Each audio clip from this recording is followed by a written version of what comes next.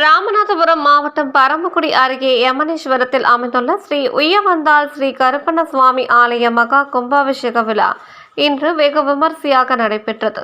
கடந்த திங்கட்கிழமை மங்கள இசையுடன் தொடங்கிய கும்பாபிஷேக விழாவானது விக்னேஸ்வர பூஜை, கணபதி ஹோமம், நவகிரக ஹோமம் உள்ளிட்ட பல்வேறு சிறப்பு ஹோமங்களுடன் யாகசாலை பூஜைகள் ஆரம்பிக்கப்பட்டது.